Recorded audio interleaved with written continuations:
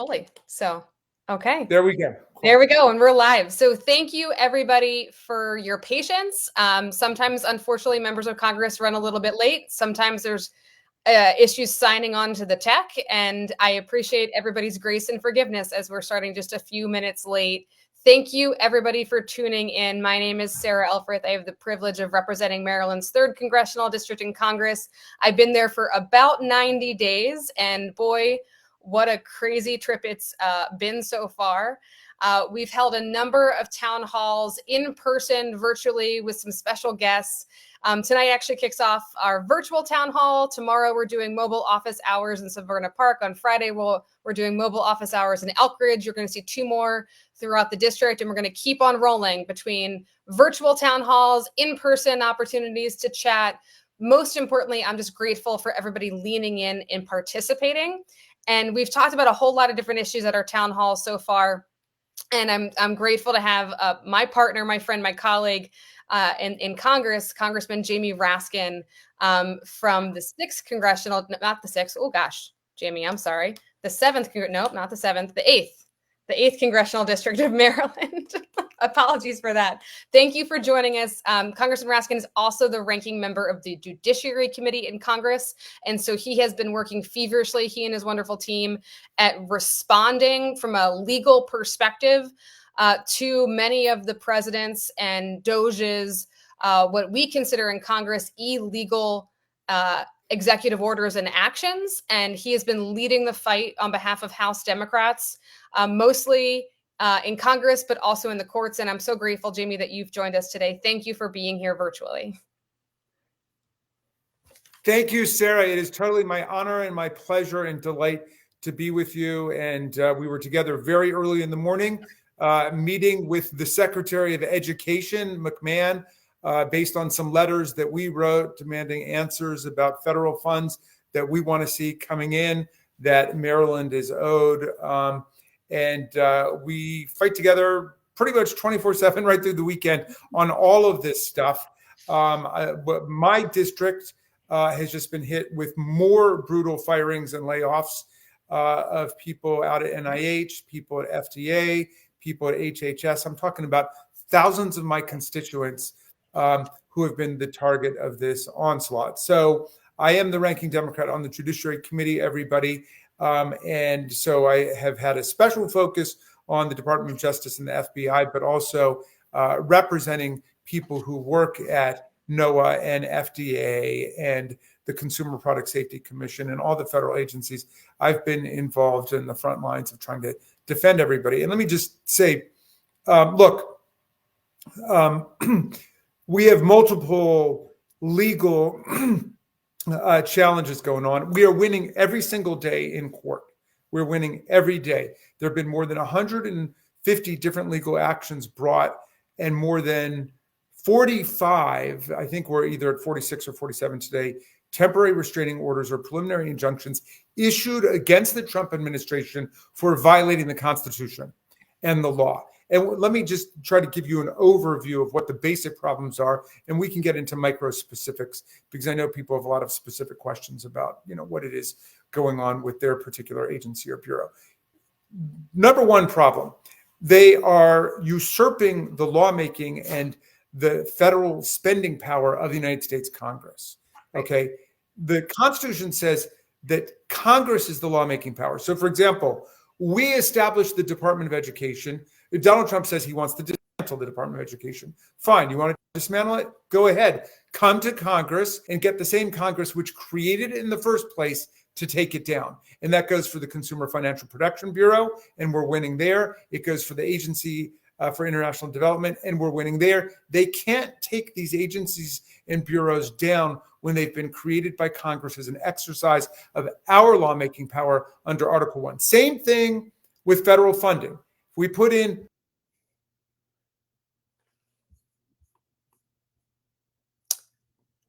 food, basically for grown by American. Sorry, did you lose me? Yeah, we lost you for just a second, but now you're back. Sorry about that. Basically, I'm just saying it's not a budgetary recommendation. It's not a negotiation bargaining chip. If we say that X billion dollars is to be spent for NIH or the Department of Defense, that much money must be spent. And so that accounts for a whole bunch of the other decisions where the Trump administration has essentially impounded the money that we have appropriated, and they've diverted it to other purposes where they've refused to spend it. And we're winning there. Now, beyond those constitutional points, there are civil service requirements for the replacement of federal workers. So, Sarah, we've been fighting a lot on these probationary employees, tens of thousands of people on probation. Now, they're not on probation because they did something wrong. It's not like the criminal justice system probation. It just means they were either just hired or, as in the case of a lot of my constituents, they were promoted. Right. They were getting superior evaluations. So my guest to the State of the Union joint session was a pediatric cancer doctor, a biologist who had done so well as a postdoc that she was promoted to be the chief biologist of the team. Well, she was 1 week away from leaving her probationary period, but they sacked everybody on probation. Well, the courts have now said you can't do that. And en masse firing of these people violates their civil service rights because they have a right to be considered individually. You can only fire them for poor performance or professional misconduct. So we are winning for the probationary employees, but I put winning in quotes. Why? Because they're being restored to their jobs in a lot of cases in different agencies. But then the agencies say, you can't go back to work. We'll pay you to be on administrative leave until we can fire you permanently. And so they're trying to build some kind of case against them, which means at that point, they've got to go and explain they're being fired illegally unless there's a legitimate reduction in force. Now, let me just close on that point. If there's a reduction in force, there's a whole bunch of other rules that apply, right? Because veterans are 30% of the workforce, and veterans have a preference even within reduction in force. And there are other rules like that. Well, they just blew past all of that stuff and decided to start firing people en masse. So in terms of specific agencies and departments, you got to look at specific cases where we are, but we're going to continue to fight them every single day in court. We're filing amicus briefs. We won the Consumer Financial Protection Bureau case just recently, a few days ago, and that's a good one, although those people are still being held in this administrative limbo, which is so wrong. So we're fighting also in the House, we're fighting in the Senate, we're fighting in the streets, and I will be there Saturday, and I am very proud. I'm going to be speaking at the march in Washington Saturday, but we'll be meeting everybody from Maryland down on the Metro, and I'll be sending a message out to all our people. And I hope you'll be able to come to that one too, Sarah. Wonderful. I think I have a full district day on Saturday, but I'm going to do my best to be in more places than once. So Congressman, thank you for that. And I do want to I know some folks might have tuned in tonight wanting to hear more political and campaign. And I just want to level set with everybody that the Congressman and I are in our official capacities right now. And so we have ethical boundaries that we cannot cross. We cannot talk about political campaigning here. We're going to talk about what's going on in Congress, what's going on in the courts, and what's going on in the community from the perspective of kind of our ethical boundaries. I know that's frustrating. We're going to be doing campaign stuff in the future. We just cannot do it on this forum. So I just want to level set with everybody. Congressman, I keep wanting to call you Senator because we didn't serve together, but we were both in the Maryland Senate, and that's what I'm used to calling you. But Congressman, you spoke about the probationary employees, and I just want to share with folks some of the stuff that the Maryland delegation in particular are doing, leading the fight in Congress. And so I have a bill called the Protect Our Probationary Employees Act. Very simple bill. It's the first bipartisan response to DOJ. I was able to get 3 Republicans on this bill that says we need consistency and protections across these departments and agencies when a probationary employee is reinstated via the courts or because Elon Musk has made a mistake, which he has admitted to doing in multiple cases, like when he fired the folks in charge of our nuclear security, that we respect as a federal government unilaterally people's service. And so they don't have to restart those probationary clocks from scratch. That, we had one Marylander who was 1 day away from completing his probationary status. If we pass this bill, and I'm doing my damnedest to make sure that I can get Republicans on it and move this bill, we can at least provide some protections. But that's kind of what we're working on right now. And the hand that we are dealt, we're in the minority, which means we can't even hear a bill in committee, let alone bring a bill to the floor without getting some Republican support. Those are the structures and the rules of the House and the harsh reality of being in the minority. But Congressman, we got a lot of questions in advance, and then we are going to take live questions as well. I'm going to try to mix it up, but let's stick on the federal employee piece of it, because we have so many federal employees. I have 44,000 in my district. I know you have tens of thousands in yours. Michael from Annapolis asked, does Trump really have the absolute authority to end collective bargaining for federal employees by executive order? This is no way. No way. There's a federal law that gives people the right to collective bargaining. And here's the ambiguity, and here's what we're going to be fighting out in court.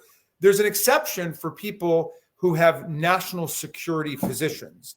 And so that's been defined over the decades very narrowly and appropriately so to people who are in situations where collective bargaining doesn't make any sense. Now, to be clear, collective bargaining in the federal sector is not over wages and benefits. It's not over hiring and firing. It's very narrow. It's for participation in the workplace and to make sure people are being treated fairly. So consistent with that, they've said it applies broadly to the federal workforce because it doesn't really impinge on the prerogatives of the federal management. But for national security, there's an exception. Well, basically, under Donald Trump, the exception just swallowed the rule. It used to be a very narrow category, and then they defined everything as national security, including everybody who works at the EPA, including, everybody who works at HHS. It just makes no sense at all. So right. I think that's in blatant violation of the statute that the House passed, the Senate passed, and the president signed. That's the law. And so here's something I want to be really clear about, and this applies across the board. And please go out and educate everybody in your family and everybody on your block about this, and everybody at your schools and workplace. An executive order is just an order of the president to his subordinates, to his bureaucracy, as to his interpretation of the law. And it stands only up until a court says that's the wrong interpretation. An executive order does not trump a federal statute. An executive order does not trump the Constitution of the United States, right? The Constitution and federal law are supreme, and his executive order is basically him saying, here's the way I interpret this. And now we've got, though, people out there saying, well, the president can't be questioned in his interpretation of executive responsibilities. That's ridiculous. That's what Marbury versus Madison was all about. The Supreme Court has ultimate judicial review, but what's the president's core job? To take care that the laws are faithfully executed. He executes the laws that we pass. He doesn't rewrite them. And that's exactly why I keep my pocket constitution handy right at my home desk and my work desk. It's not by accident our founders listed the Congress as Article 1 and gave us the power, the power to make policy, not the president. And so it is the fight at the moment. And I want to keep going on this. Dr. Vitale from Elkridge asked in advance, what are House Democrats doing to keep Elon Musk from destroying our government? The $1 trillion question.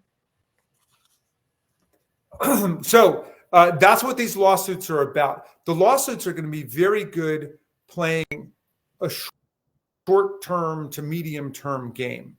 We don't know what's going to happen when they get up to the Supreme Court, although I will tell you that they have really irritated and angered Chief Justice Roberts and a lot of people in the judiciary with their calls to impeach judges simply for ruling against Trump, right? We had a Reagan judge, a Bush judge, an Obama judge, a Biden judge, all striking down their completely unconstitutional birthright citizenship order, purporting to deny birthright citizenship to people whose parents were not themselves U.S. citizens. Well, that's the whole point of the birthright citizenship constitutional provision, the first sentence of the 14th Amendment, right? And so after a century and a half, he decides he's going to totally turn the meaning of that inside out. And we had a Reagan judge who said this was the easiest case he had ever decided in 4 decades on the bench. He said it is a blatantly unconstitutional executive order. That's true for order after order after order. We're getting in those kinds of rulings. So instead of our colleagues saying there's something wrong with what Donald Trump and Elon Musk are doing, they say there's something wrong with these judges. Well, that judge, the first one they decided they want to impeach, Judge Boasberg, who said turn the airplanes around. when people were sent, immigrants were sent on these airplanes to a torturer's prison in El Salvador. A Marylander too. And a Marylander, yeah. And Judge Boasberg said, turn those planes around.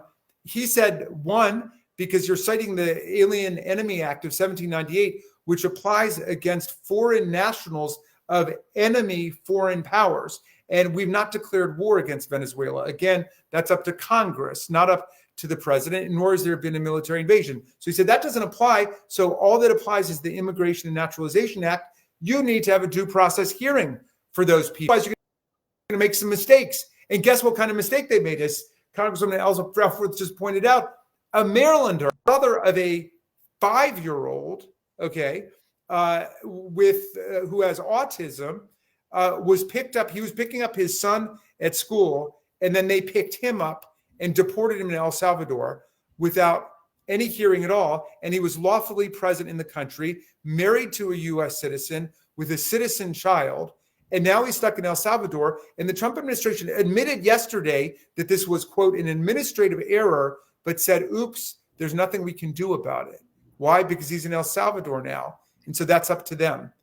Whether, that's just a scandalous situation. These people have got to be brought back, as Judge Boasberg said. By the way, Judge Boasberg was appointed to the bench first by President Bush, and he was Justice Kavanaugh's roommate at Yale. Okay, so we're talking about a pillar of the conservative establishment is saying you guys are violating the law. And the two most beautiful words in the English language are everybody's got a right to do. Innocent people, guilty people, everybody's got a right to due process before you're flown to a prison in El Salvador. Right. So, I want to fill out this question too, Dr. Vitale, because I want to, again, the tools that Congressman Raskin and I have available to us in the Congress, in the minority, we are filing legislation, as I mentioned mine, that first and I think only bill that has bipartisan support that is a response to DOJ. We are filing amicus briefs, and Congressman Raskin is leading the House Democrats across the nation on filing those amicus briefs so that we have our voice as members of Congress in these court hearings as the judiciary is standing up to unlawful actions. And we're also in the community. And, you're going to see me on C-SPAN if you watch like my mom does. You're going to see me across the aisle almost every day trying to reason with, talk to, make clear to my Republican colleagues that this is impacting their districts too. In some cases, like a potential Medicaid cut, much more than it would impact Congressman Raskin in my district, even though it's devastating. We're doing everything we can. And then, of course, you saw yesterday, the Senate has the special tool that the House members don't have, which is to hold the floor. And Senator Booker just did an incredible job holding that floor for a record 25 hours and 5 minutes, speaking truth to power. Those are all the things that we are doing in the minority, but we also we also need your help and continuing to reach out to your members of Congress too. That's really, really important. Okay, Amy from Annapolis asks, do you think Trump will obey court rulings that go against his efforts to dismantle our democracy? That's a big one. If I can take it. Yeah, I mean, look, so far they have not said we are not going to comply with any order. In fact, Trump has said repeatedly, we will comply with court orders. Now, that's rhetorical. We know I've got a whole bunch of not-for-profit USAID contractors, for example, State Department contractors, who have still not been paid from the final quarter of 2024.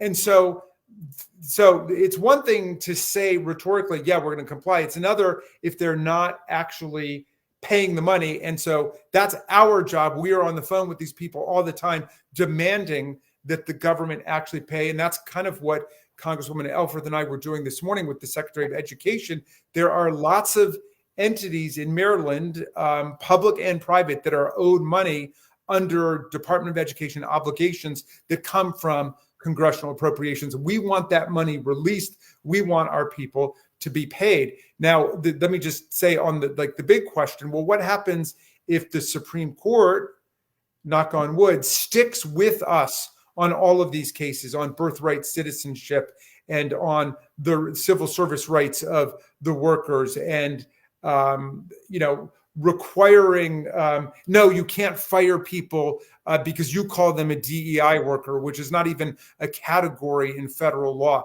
Okay, let's say the Supreme Court sticks with us on, it'd be too much to hope for all of them, but like a substantial portion of them. And Trump says he won't go along with it. Well, that's what criminal contempt is about. That's what civil contempt is about. There are damage actions that lie against people that refuse to cooperate. But in the final analysis, if we really get to a point where they're not complying on basic stuff, and I will say that every president pretty much who's been in the Supreme Court has lost in the Supreme Court at some point, and everyone has ended up complying ultimately with an order. There's some apocryphal stories about Andrew Jackson, which are really not to the contrary of this. But if we really got down to that, that's when we have to start looking around the world and in history for what democratic movements and peoples and societies have done when faced with a dictator and autocrat who refuses to comply with the law. And that's where people get into general strikes, mass civil disobedience, boycotts, and so on. So what I'm hearing from you, Congressman, is we're doing everything as we can, every tool we have as House Democrats, which includes negotiating with Republicans, because again, we can't bring articles of impeachment or impeach the president or do any hold accountable. We need at least 3 Republicans in the House to join us on these issues, and that's why you'll see me across the aisle occasionally to do that. Congressman, I want to switch gears. You and I both have a lot of federal employees who were fired, particularly at the drastic 10,000 person cut to HHS we saw this week. Can you just speak to a little bit about what we can do and what maybe even members of the community can do to support our civil servants right now? Well, yes, let's think about both defensive and offensive, right? On defense, we've got to support them in all of this litigation with amicus briefs, with support if they're raising money for their cases. That's something that we've got to do, and we got to support them in the streets with mass protests like this Saturday with the indivisible protests. I feel very strongly, we had some historians come in and we asked the question, what's the difference between democracies that have been able to defeat authoritarian takeovers and democracies that have succumbed? And the real difference is whether you have both a legislative strategy and a civil society strategy. One or the other alone usually loses, but together they win 2/3 of the time. It's not a guarantee, but if we have a strong legislative strategy and the political leadership engaged, and we have a mobilized civil society to stand up, we've got a very good chance of defeating this. So on the offensive side, people have got to be thinking about elections, because there's always another election coming in America. And we saw some very good results from my standpoint yesterday, but we got to be thinking about the elections, and then thinking about making the legislative changes as soon as we can to prevent any further attacks on the rights of the civil service workers. But meantime, our best bet is get them reinstated through litigation and public action. Right. And I will add, if you're a civil servant who was fired by DOJ or this White House, or somebody who is, both Congressman Raskin and I on our web pages, our House pages, we have resource guides for anybody who's impacted. I would also recommend that folks immediately contact your union, immediately file an appeal, but you can also go on our websites where we have a number of resources available to folks who have been impacted. And we're going to drop those in the chats as well, and then our follow-up here. On the organizing side, Congressman, I also want to point out, I know a lot of folks are watching this right now who are from my district or from your district, which is the 8th district. Now that it took me a minute to realize it. So we're often, you and I are speaking to, we're at these issues, we're at these protests, we're filing, we're doing and voting the way people want. But I would also caution that not all of our colleagues on the other side of the aisle are hearing from their constituents the way that you and I are hearing from our constituents. And so I'd recommend to folks, if you have a loved one or a family or a friend who lives in a district that does not look like ours and is represented by somebody who does not vote like the congressman and I vote, I would recommend that you call those folks up, call those cousins, brothers, family members up, friends up, and ask them to engage, ask them to voice their opinions too. I think that's really, really important, that it's not just Marylanders who are calling, engaging. It's across this country. We're going to, if we see that true engagement, I think we are going to change some hearts and minds where we need it to. And okay. I should say, Sarah, I went out to the 1st District, to Cambridge, Maryland, to have a town hall for our colleague, Andy Harris, who's been AWOL and truant in terms of having a town hall. And I do think that's an essential component of constituent service, is to go and meet with your constituents. And I was willing to do that. And 900 people showed up, and they're very angry about what's going on, and they want to hear directly from their representative. Couldn't agree with you more. And on the civil servants piece, we know that these cuts are impacting our districts disproportionately because we have so many civil servants in the DMV area. But it's important to remember that 85% of the federal workforce actually works outside of the DMV. And we're already seeing, de facto cuts to services like longer wait times at Social Security and the inability for our veterans to get an appointment. You don't have to cut benefits to cut services, and we're experiencing that in real time. And that's exactly why you're going to see Jamie and I speaking about civil servants the way that we do, because we're seeing it in our districts. The whole country is about to see it pretty soon, unfortunately. Okay, I want to ask one of your constituents, Shauna from Rockville, asks, how will the other 2 equal branches of government push back against executive overreach to prevent the full autocratic takeover of our government? Ooh.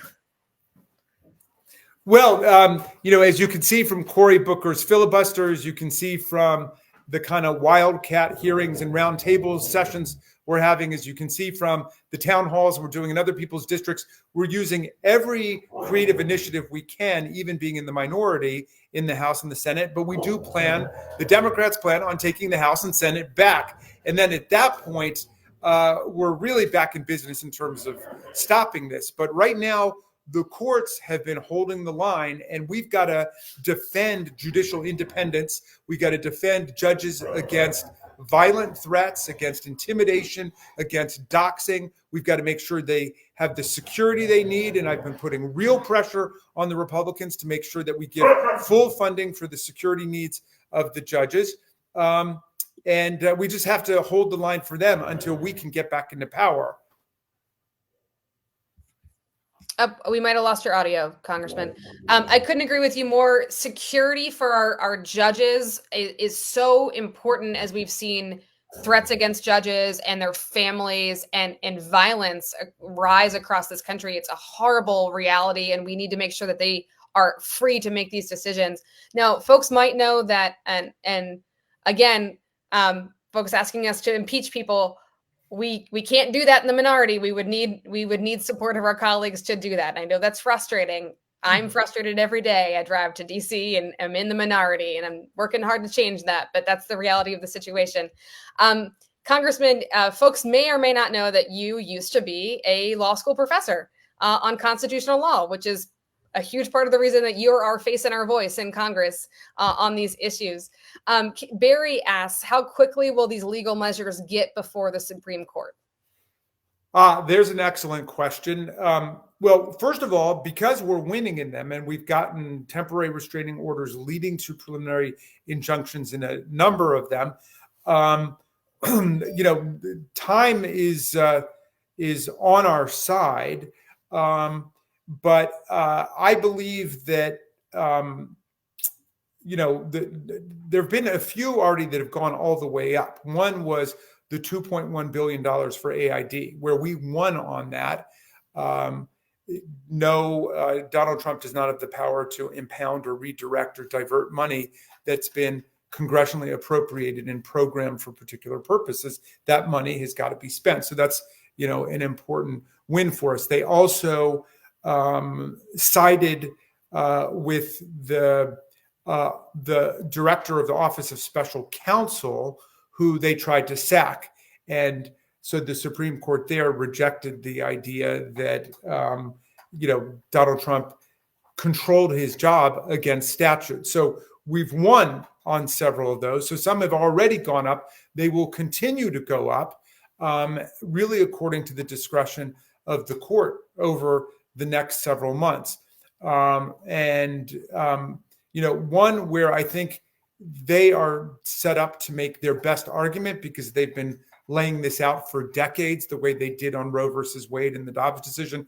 They want to win on the question that Trump has the right to fire the Democratic members of different agencies. So for today, for example, I was with the 2 Democratic members of the Federal Trade Commission, both of whom were just sacked by Donald Trump. And so they're making this unitary executive argument that the president has unilateral military style control over everything in the executive branch, including multi-member federal agencies and commissions like the Federal Election Commission, the Federal Trade Commission, Securities and Exchange Commission. Now, that would require the court to overturn a result that it had adopted in 1935, Humphrey's Executor, where the court said it's fine for Congress to set it up like this to make sure the commissions and agencies are bipartisan, that they go between administrations and they're not just a plaything of a particular party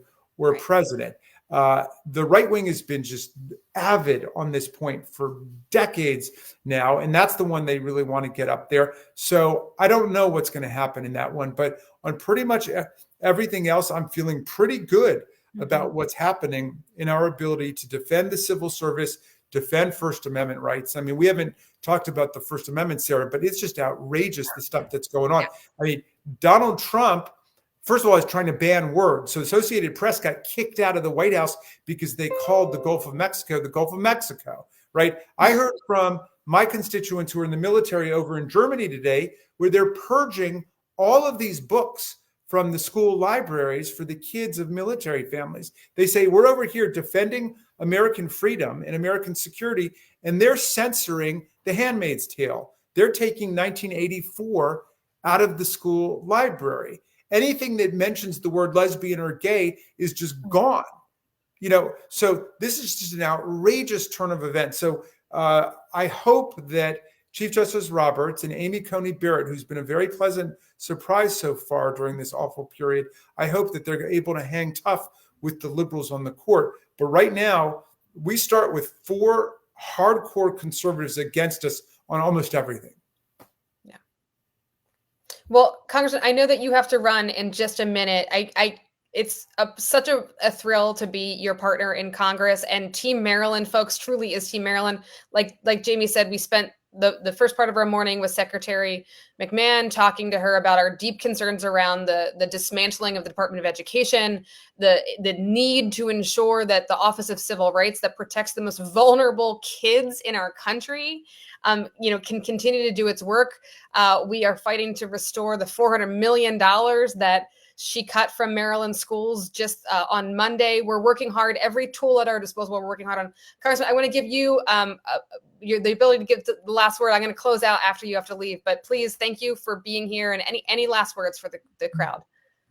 Well, look, I want to thank you, Sarah, for being so devoted. I'm sorry your first term in Congress is consumed with this. Then again, my first term in Congress was with the Trump in the first administration. So this is trial by fire. If you can make it through this, you can make it through anything. And to all my friends out there and all of Sarah's wonderful constituents, thank you for hanging tough.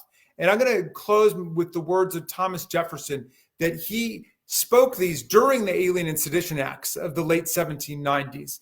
And a friend wrote to him, totally despairing of the situation, saying, I just can't take this anymore. I'm not going to be involved in politics. And Jefferson wrote John Taylor back. And he said this: a little patience and the reign of witches shall pass over, their spells dissolve, and the people, recovering their true sight, restore their government to its true principles. In the meantime, we are suffering the horrors and the malignities of this dark period. But he said, if the game runs against us sometimes at home, we must have patience, because this is a game where principles are at stake. And we're going to stand by the Bill of Rights. We're going to defend Medicaid, Social Security, Medicare, all of the achievements of American democracy. And we're not going to allow dictatorship to come to America. Hang tough, everybody, and I'll see you on Saturday. Thank you so much, Congressman Raskin. I appreciate your time. Thank you. Thank you. So, folks, I'm going to close this out. Thank you for engaging and participating. I think it's Wednesday. I can't keep track of the days quite much anymore, but thank you for spending your Wednesday evening leaning in and participating. We can only be as effective of representatives as we hear from you, and you lean in and participate. And so thank you so much from the bottom of my heart. Again, we're going to post our resource guide for federal workers. Please feel free to contact my office if we can help you with a constituent concern. That is what we are here for. I will also see you in the district. We have 4 upcoming mobile town halls across the district. We'll have more as soon as I find more weeknights that we can free up from congressional work.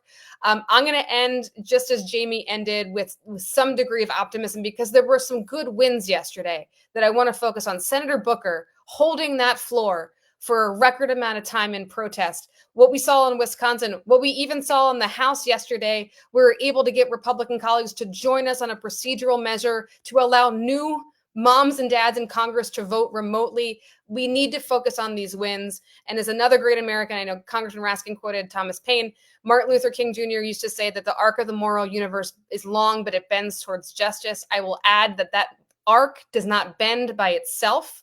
It requires every single American to help it bend and continue to lean in. So thank you for being here. Thank you for participating. And I hope to see you in Congress, in DC, or in the district soon. Thank you very, very much.